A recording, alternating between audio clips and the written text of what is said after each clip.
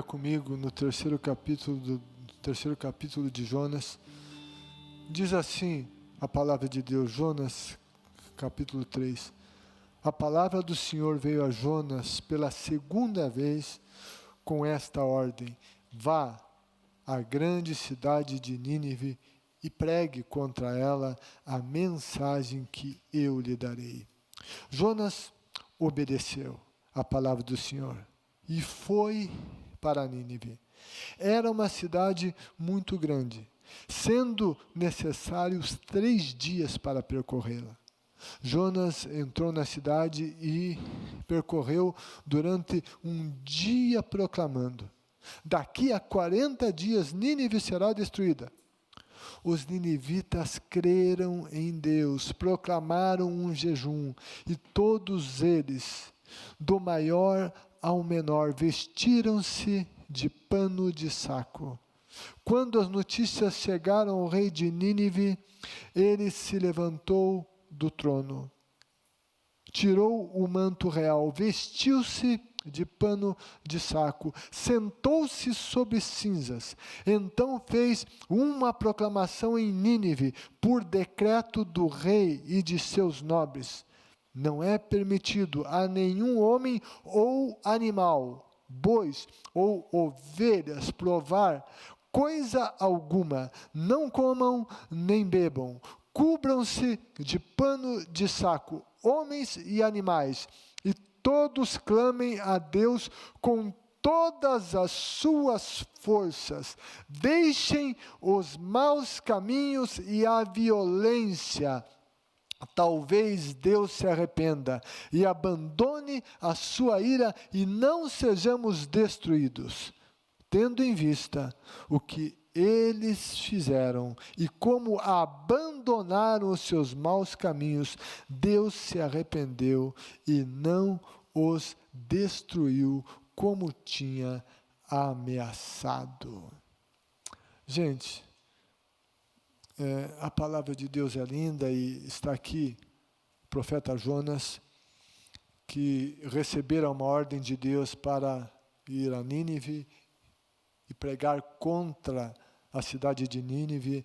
Ele foge, ele vai para Tarsis, vai em um navio, o navio vai quase a pique, e ele se reconhece como pecador lá,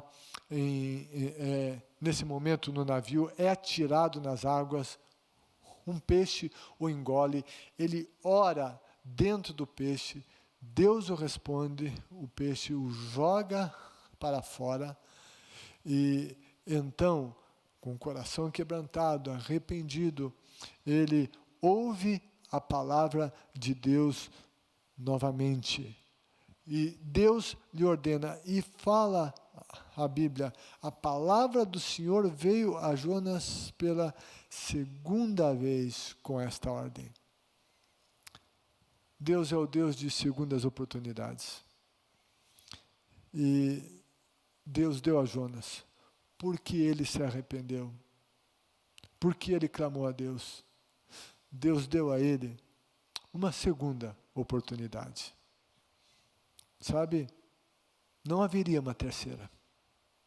Deus lhe deu a segunda. E diante disso, as situações mudaram. Mudaram para a vida de Jonas. O propósito de Deus não mudou, a palavra não mudou. Era ir a Nínive e pregar contra ela. A palavra de Deus era contra Nínive. Não porque Deus não amasse os ninivitas. Não, não. Muito pelo contrário. É porque Ele os amava. E então, Ele veio com a sua palavra para os ninivitas. Mais de 120 mil pessoas. Alguns estudiosos acreditam que eram 120 mil homens, além dos familiares. E uma cidade que havia também muitas crianças. Toda aquela cidade, e em corrupção, numa situação de perversão em todos os aspectos, E eu fico pensando que Nínive era como o Brasil hoje. É como boa parte do mundo hoje. Em uma situação caótica, com os pecados chegando diante de Deus, e Deus olhando toda essa situação caótica.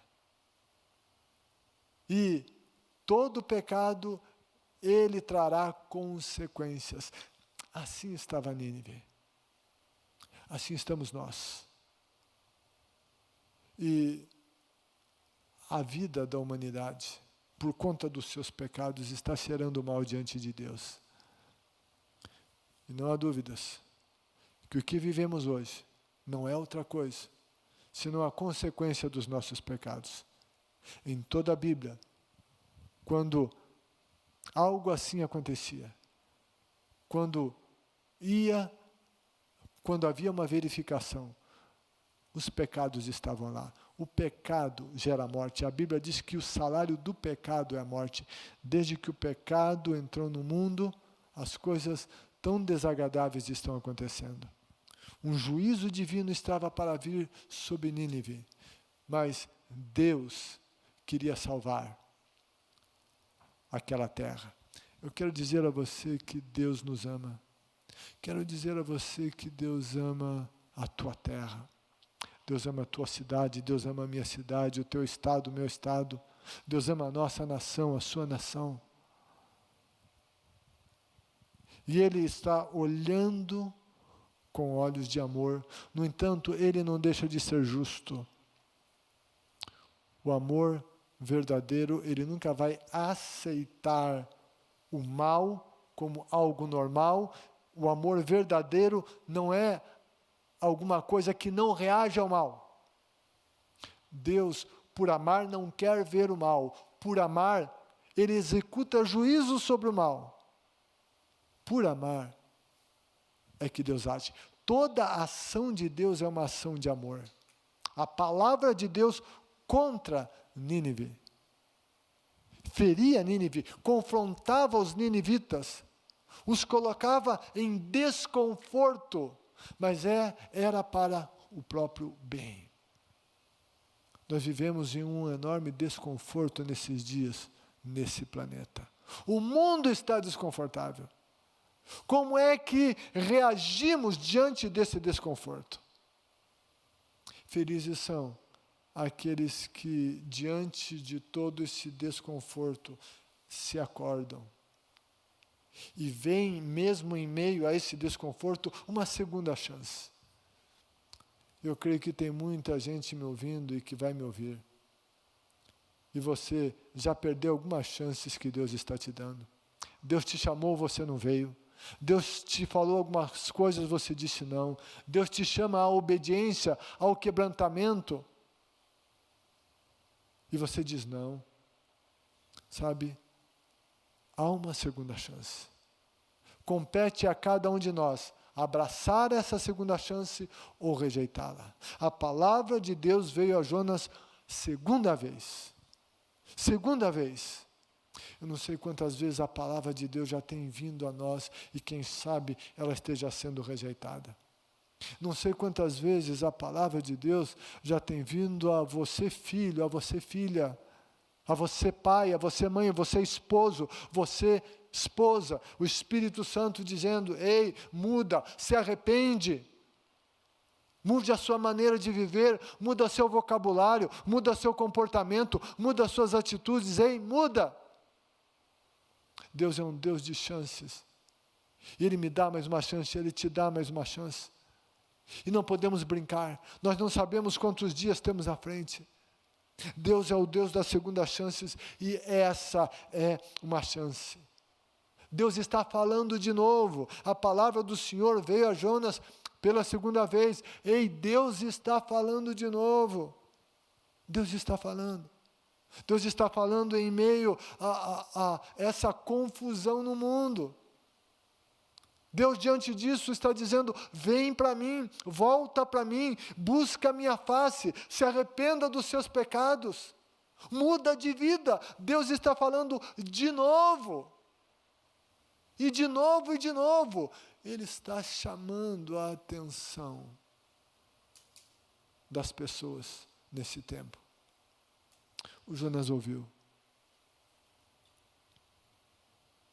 Que eu e você ouçamos.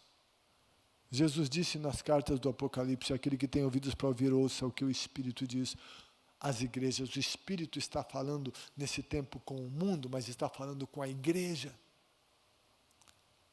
E o Espírito chama a igreja a um despertamento. O Espírito Santo de Deus está falando com você agora. O Espírito Santo está falando ao Brasil e ao mundo, para que haja uma volta para o Todo-Poderoso. E eu repito, felizes serão aqueles que aceitarem esse chamado. Ai daqueles que o rejeitarem. Ai daqueles que ainda continuarem com seu coração endurecido, com o seu orgulho afirmado em sua resistência a Deus e a sua palavra. É a segunda chance. Talvez seja a última. Mas Deus nos dá mais uma chance. Deus deu a Jonas esta segunda chance. Deus, Ele luta para que pessoas sejam salvas, para que cidades sejam salvas. Deus viu a iniquidade de Nínive, mas Ele amava os ninivitas. Deus não ama o nosso pecado, Ele odeia o nosso pecado. Mas Ele ama o pecador, Ele ama você, Ele me ama. Por isso nos chama a arrependimento, nos chama ao arrependimento, a buscarmos a face dEle, abrirmos e rasgarmos o nosso coração e deixarmos que Ele nos mostre os nossos pecados, Ele nos confronte, que Ele fale contra nós tudo aquilo que está errado em nós. Que não haja resistência à palavra dEle e ao Espírito Santo. Que diante do que Ele falar, nós nos humilhemos, nos prostremos diante dEle, diante da face dEle. Jonas, ele então vem e fala aos ninivitas.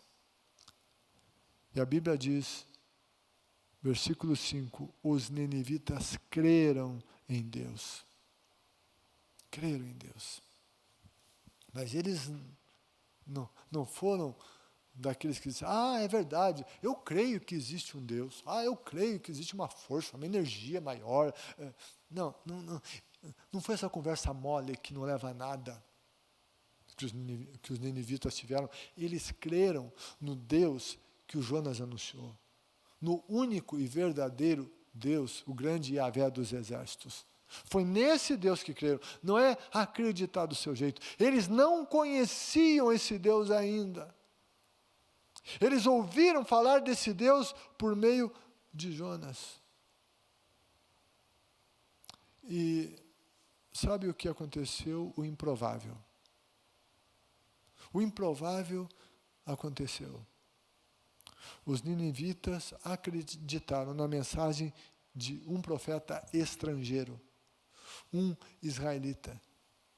Eles abriram o coração para uma mensagem que os confrontava, que era contra o modo de viver deles.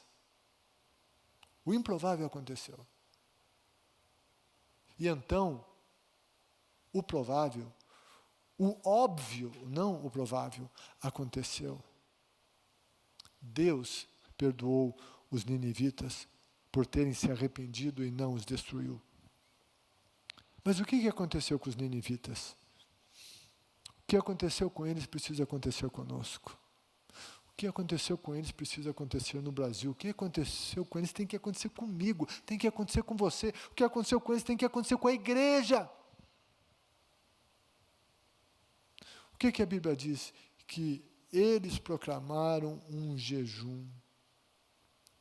E todos eles, do maior ao menor, vestiram-se de pano de saco.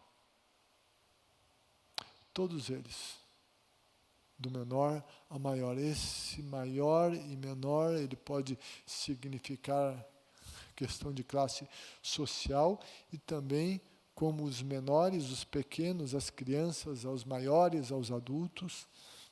Eu citei aqui à tarde, hoje, um relato do pastor Jonatas, o filho dele, Marcelinho, filho da pastora Andriele, que ouviu ontem na janela o convite para o jejum, e ele disse: eu vou jejuar. E ele jejuou até umas horas que não aguentava mais, e daí pediu para a mãe fazer uma comida, mas ele jejuou. Do menor ao maior. Todos eles jejuaram. O rei de Nínive, ele proclamou um decreto. Os ninivitas creram em Deus, proclamaram jejum, e todos eles, do maior ao menor, vestiram-se de pano de saco. Quando as notícias chegaram ao rei de Nínive, ele se levantou do trono. E o comportamento desse rei, simbolicamente, tem a ver com o comportamento que nós devemos ter. Ele se levantou do trono, não para se impor no trono, mas para descer dele. Ele deixou o lugar da arrogância, do orgulho, da prepotência, do eu sou, do eu acho, do eu.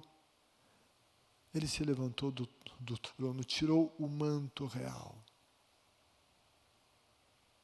Ele reconheceu que ele era rei, mas ele era um simples homem. Isso mostra que ele se reconheceu como pecador. Ele reconheceu os pecados dele e os pecados da cidade. Vestiu-se de pano de saco. Essa vestimenta de pano de saco era feita ou de pelo de camelo ou de cabra, uma vestimenta rude, desconfortável e feia. Quem se vestia com isso estava se humilhando. E ele sentou-se sobre cinzas, reconhecendo a sua pequenez. O assentar-se sobre cinzas, ou colocar cinzas na cabeça, era se colocar diante de Deus como alguém que não é ninguém, que não é nada diante do Todo-Poderoso. Nós, como igreja, sabe o que é para a gente fazer esse tempo? É tempo de humilhação. Não é o tempo de reivindicar os meus direitos. Chega disso. Porque eu sou isso, e está escrito isso, e tem que ser assim, eu exijo. Quem somos nós para exigir alguma coisa? A nossa posição é essa. É boca no pó. Nós temos que aprender com o rei de Nínive. É com ele que a gente tem que aprender. A gente tem que descer dos nossos tronos. A gente tem que descer dos pedestais da nossa arrogância, do nosso orgulho, dos nossos pecados. É tempo da igreja se humilhar. Reconhecer que tem pecado contra Deus, que tem pecado entre si e que tem pecado contra a sociedade. É tempo de deixarmos de ser arrogantes. Eu não estou dizendo que nós tenhamos que abandonar a autoridade que Deus nos deu aqui na terra. Não é isso que eu estou dizendo. Estou falando de arrogância. Estou falando de soberba, de presunção. A gente tem que pedir perdão a Deus. A gente tem que pedir perdão ao mundo por muitas vezes darmos um mau testemunho. A gente tem que fazer como o rei de Nínive. Ele desce do trono, ele se rende. Sim, a Bíblia diz: aquele que se exalta será humilhado, aquele que se humilha será exaltado. Deus resiste aos soberbos, mas dá graça aos humildes. A Bíblia diz, humilhem-se debaixo da potente mão de Deus. Sabe por que a Bíblia manda a gente se humilhar? Porque a gente é orgulhoso. E sabe quem que tem que se humilhar? Somos nós. E sabe o que vai acontecer se nós não nos humilharmos? Seremos humilhados. Aqui na terra. E quem não se humilhar aqui, será humilhado na eternidade. Chega de orgulho. A gente tem que descer do trono, a gente tem que deixar os aparatos nossos, os nossos direitos, a nossa arrogância, o não perdoar, porque onde que se viu, o Espírito de Deus nos chama a quebrantamento, o Espírito de Deus nos chama a descer dos nossos tronos, a nos desvestir da nossa arrogância e a nos vestir com humilhação, como fez o rei de Nínive. Ei, isso que eu estou pregando é contra mim, é contra você, isso nos confronta, isso não é confortável, isso dói. Mas foi isso que salvou Nínive.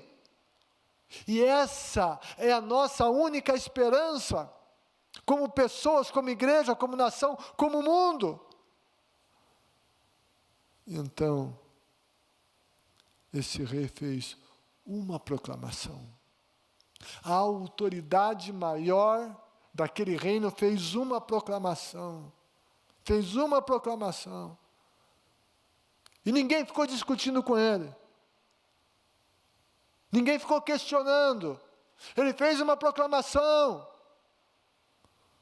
E o povo atendeu. Que o povo desta nação, e sobretudo os cristãos, ouçam a proclamação do jejum, da humilhação, do arrependimento, feita pela igreja, feita pelas autoridades. Proclamação. Ele fez a proclamação em Nínive. Ele diz por decreto do rei e de seus nobres. O rei e de seus nobres. Não é permitido a nenhum homem ou animal, bois ou ovelhas, provar coisa alguma. Gente, o rei ouviu. Ele abraçou tanto o arrependimento e a humilhação, que ele se colocou em jejum, ele proclamou jejum. Ele fez com que todos jejuassem, ele fez que até os animais jejuassem. A vaca, o boi não podiam comer. Ele fez os animais jejuarem. Não é que Deus tenha pedido isso, mas o coração dele foi de tal maneira quebrantado, que ele chegou a isso que talvez pudesse ser considerado de um extremo. Mas Deus olhou o coração dele. Deus olhou o coração dos ninivitas. E o rei disse, cubram-se de pano, de saco, homens e animais. E todos clamem a Deus com todas as suas forças. Eu já compartilhei aqui uma impressão que eu tenho. É uma impressão que eu tenho dentro de mim. E a impressão que eu tenho, eu não estou dizendo que isso é uma super profecia, que um anjo apareceu e me disse isso. Não estou dizendo isso. Eu estou dizendo que é uma impressão que eu tenho. Eu acredito que seja uma impressão que o Espírito Santo tenha me colocado, mas eu não estou afirmando isso. Mas é uma impressão que eu tenho, que Deus quer que nós caminhemos a um determinado lugar, em um lugar que Ele está, e Ele está nos esperando. E quando nós chegarmos a esse determinado lugar, esse encontro com Ele fará com que Ele se manifeste de maneira poderosa na nossa vida, no nosso país e na terra. Mas nós precisamos chegar a esse lugar. E sabe como se chega ao lugar alto onde Deus está? Quando nós nos humilhamos, nos arrependemos.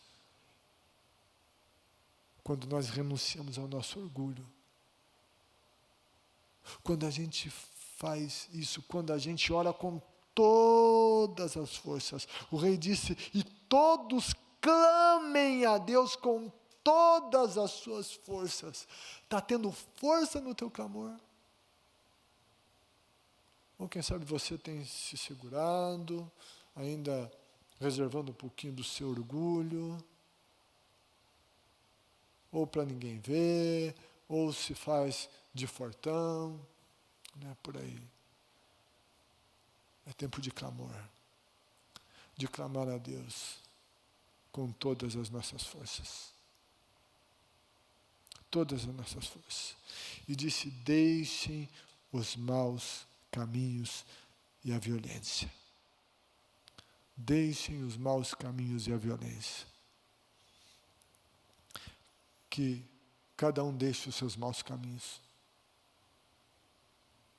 Os pecados, sejam eles quais forem, os pessoais, os familiares, os da casa, os históricos na família, os pecados das instituições, os pecados da nação.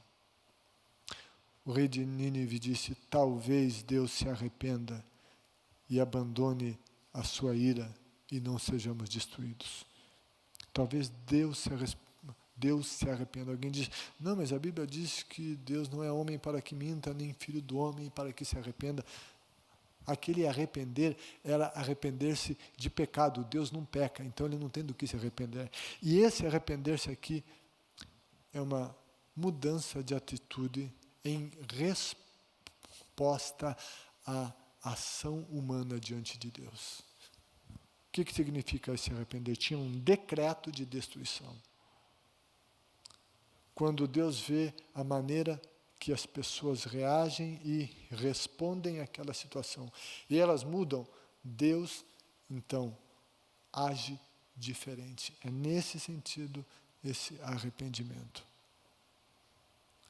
Eu creio que tem muita coisa muito ruim que está para vir nesse mundo, que está para vir ao Brasil. Mas, se eu e você tivermos o comportamento dos ninivitas, do rei de Nínive, isso que está vindo pode recuar. E a situação aqui pode mudar. O rei de Nínive disse, talvez Deus se arrependa e abandone a sua ira e não sejamos destruídos. E veja o que disse o versículo 10. Tendo em vista o que eles fizeram e como abandonaram os seus maus caminhos, Deus se arrependeu e não os destruiu como tinha ameaçado. O nosso quebrantamento, o nosso jejum, a nossa oração, a nossa mudança de vida pode mudar essa situação. Vamos clamar. Eu creio que quando nós chegarmos aonde Deus quer que cheguemos, muitas coisas vão acontecer. Nossa vida, nosso país, nossas famílias serão tocadas pelo poder do Espírito Santo.